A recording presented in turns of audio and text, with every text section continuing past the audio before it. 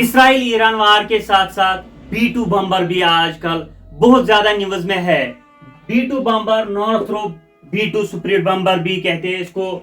इसको हम ghost of skies भी कहते हैं और स्टीलथ बम्बर भी कहते हैं। क्यों कहते हैं स्टीलथ बम्बर? क्योंकि ये हवा में गायब हो जाता है। कैसे गायब हो जाता है? जो ये नॉर्थरोप B2 सुप्रीट बम्बर है, ये कहा जाता है कि जो ईरान में 3 न्यूक्लियर साइट्स पे जो अटैक हुआ है, यूएसए ने किया था, उसने इसी B2 सुप्रीट बम्बर का इस्तेमाल किया है। ये B2 सुप्रीट बम्बर क्यों खास है और इसको गोस्ट ऑफ स्काइज क्यों कहा जाता है, ये क्यों गायब हो जाता है?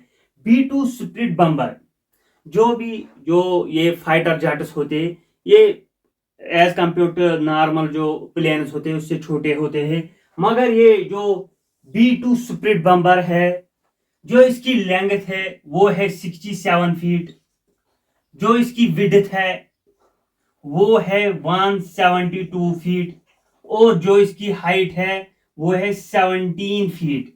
फिर भी इसको गोस्ट ऑफ स्काइज क्यों कहा जाता है एज कंपेयर टू दिस? अगर ये B2 सुप्रीट बम्बर है तो जो नॉर्मल वार प्लेन्स होते हैं, फाइटर जेट्स होते हैं, वो एज कंपेयर टू दिस वो इतने ही होते हैं।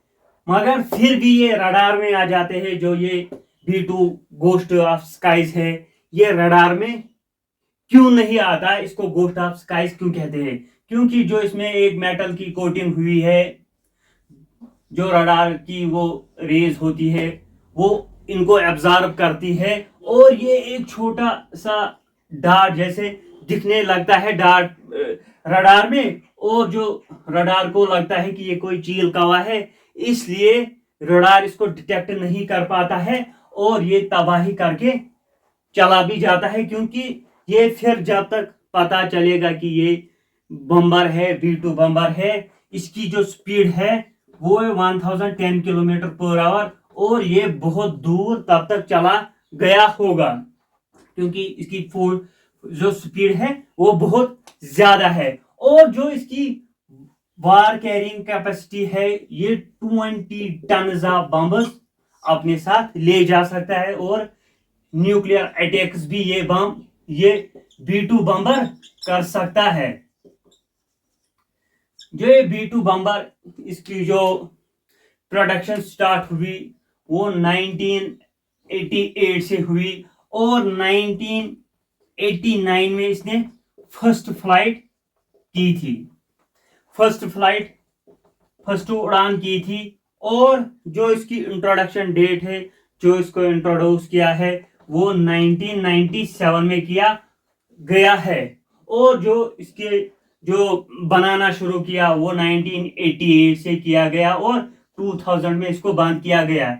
क्योंकि जो ये वार प्लेन है, ये B2 सुप्रीट बम्बर, जो इसकी मैन्युफैक्चरिंग कास्ट है वो $2.1 बिलियन है, जो बहुत ज्यादा है। कई कंट्री जो वर्ल्ड में है उनकी GDP, टोटल GDP से भी ज्यादा होगी इसकी प्राइस। इसलिए इसकी मैन्युफैक्चरिंग बंद हो गई और कोई कंट्री इसको अफोर्ड भी नहीं कर पाती है।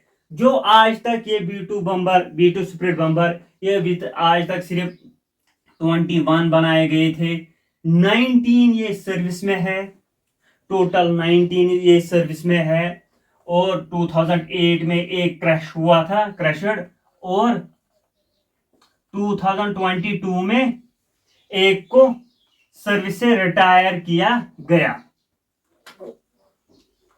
बहुत से जो इराक में भी जंगे हुए अमेरिका के साथ, उनमें भी ये जो B2 बम्बर है इसने बहुत काम किया है।